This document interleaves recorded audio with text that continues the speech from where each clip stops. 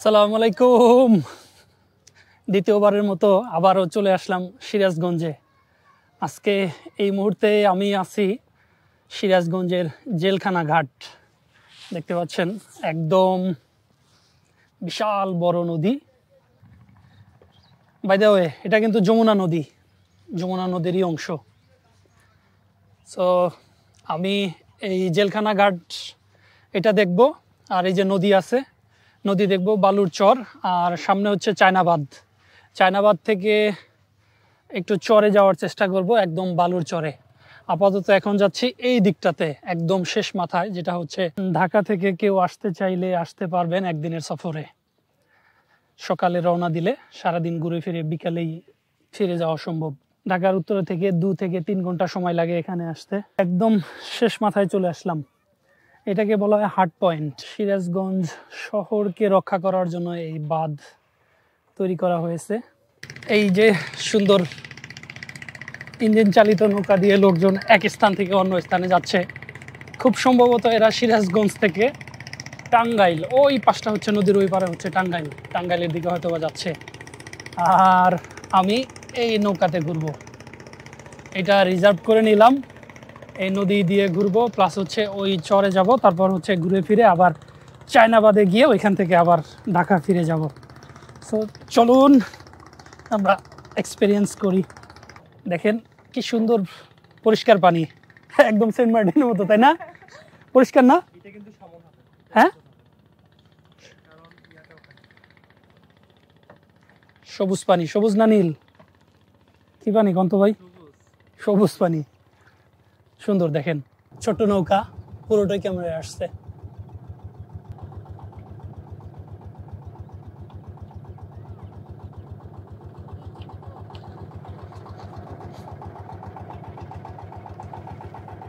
এই জায়গাটা চমৎকার।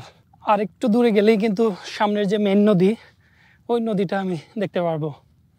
কিন্তু মানুষজন বলতে কোনো কিছুই নাই, সুতরাং আমি একা একা এত দূর যেতে চাচ্ছি না। দেখেন একদমই কোনো মানুষজনের চিহ্ন মাত্র নেই। এই জায়গাটাতে আসলে সঙ্গী বলতে আমি, আমার ব্যাগ, আমার ক্যামেরা এবং রিলেটেড যে ডিভাইসগুলো আছে এইগুলো, তাছাড়া কিন্তু দেখেন আর কিচ্ছু নাই। আর এই চরটা কিন্তু চমৎকার, আর একদম নির্জন হওয়ার কারণে ভালো লাগাটা আরও একটু বেশি। সূর্য অস্ত যাচ্ছে পশ্চিম আকাশে, একদম লাল টকটকে সূর্য। ঠিক ক্যামেরার পিছনটা যদি আমি আপনাদের দেখাই, বালুর চরটা কিন্তু আসলে ভালোই লাগতেছে, নির্জন একটি চর। দেখেন খুবই পরিষ্কার, কোনো জঙ্গল টঙ্গল বলতে কোনো কিছু নেই। মনে হচ্ছে লবণের চাষ করা হয়েছে এখানটাতে। চলুন এবার ফিরে যাই। সন্ধ্যা কিন্তু নেমে যাচ্ছে, অলমোস্ট যেতে হবে, কারণ নিঃসঙ্গ এবং নির্জন জায়গায় থাকাটা আসলে, যেহেতু অপরিচিত জায়গা, সো আমি প্রেফার করব একটু আগে আগেই ফেরত যেতে। যারা আসবেন দল বেঁধে আসতে পারেন। দল বেঁধে আসলে এখানে ফুটবল খেলা খেলতে পারবেন চরের মাঝখানে। আর যথেষ্ট পরিমাণ পানির বোতল নিয়ে আসবেন। ফুটবল খেলা শেষে ঠিক নদীতে গিয়ে আবার ঠান্ডা পানিতে, খুবই স্বচ্ছ পানিতে গোসল করতে পারবেন। আর দল বেঁধে আসলে কোনো ধরনের ভয়ভীতিটাও কাজ করবে না, যদিও ভয়ের কিছু নেই, তারপরেও অনাকাঙ্ক্ষিত কোনো ইনসিডেন্ট থেকে দূরে থাকার জন্য প্রিকশন হিসাবে দল বেঁধে আসতে পারেন। এই যে সামনের জায়গাটাতে বেশ গ্যাদারিং আছে, এখানটাতে বিভিন্ন ফাস্টফুডের দোকান এবং লোকজনের প্রচণ্ড ভিড়। তারা আসবেন ঘুরতে, অবশ্যই কিন্তু এই বাঁধ যেটা আছে এটা কিন্তু পুরোটা ঘুরে ঘুরে দেখবেন। হেঁটে হোক বা ঘোড়ার গাড়ি আছে বা অটো হোক, যেটা দিয়েই হোক সেটা দিয়ে ঘুরবেন পুরোটা। ওদের পানি সেন্ট মার্টিনের পানির মতো, কিন্তু দেখেন কিরকম একটা সবুজ।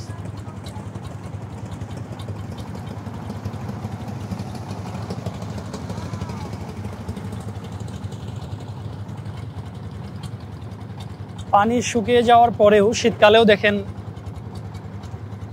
ঢেউ। আর অবাক হচ্ছি এই নদীতে স্বচ্ছ পানি দেখে, প্রচণ্ড স্রোত মনে হচ্ছে। তো নৌকাটি আমাদের নামিয়ে দিয়ে আবার তার নিজের গন্তব্যে চলে যাচ্ছে। আর দেখেন কত ছোট ছোট নৌকা এদিক সেদিক চলাফেরা করতেছে, দেখতে কতই না সুন্দর লাগতেছে। একে বলা হয় চায়না বাঁধ। এই যে ওয়াইন্ড মিল, যেগুলো থেকে আসলে বিদ্যুৎ উৎপাদন করার কথা, কিন্তু কোনোটাই চলতেছে না, সবগুলো অফ আছে। যমুনা নদীর পাড়েই দেওয়া আছে বাঁধ। সম্ভবত চায়নার প্রজেক্ট ছিল, এই কারণে চায়না বাঁধে নাম হয়েছে। আর বাঁধের উপরেই হচ্ছে প্রশস্ত রাস্তা।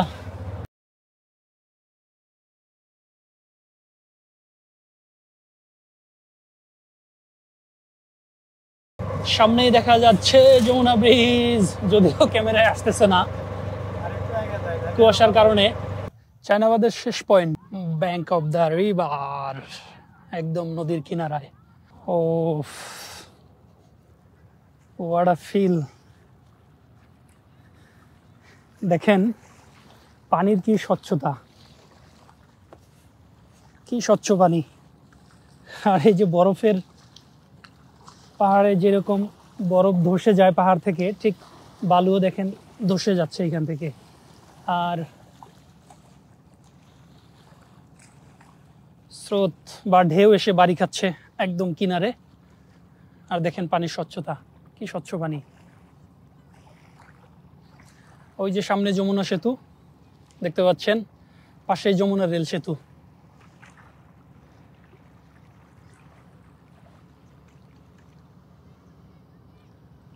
ছোট বড় হাজার হাজার নৌকা স্টিল এই নদীতে, শীতকালে পানি খুব কম থাকার পরেও। আর এই স্পিড বোটগুলো ব্যবহার হয় এখানে, যে রেল সেতু হচ্ছে যমুনা রেল সেতু, সেই সেতুর কাজের জন্য ব্যবহৃত হয়।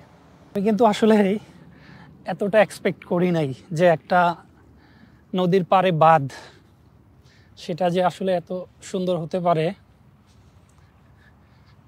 সেটা আসলে এক্সপেকটেশনের বাইরে ছিল। অনেক সুন্দর। আই গেস বর্ষাকালে এটা অনিন্দ্য সুন্দর হয়ে যাবে, যেটা আসলে বর্ণনা করার মতো হবে না সৌন্দর্যটা।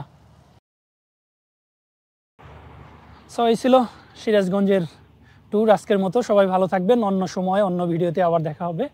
আল্লাহ হাফেজ।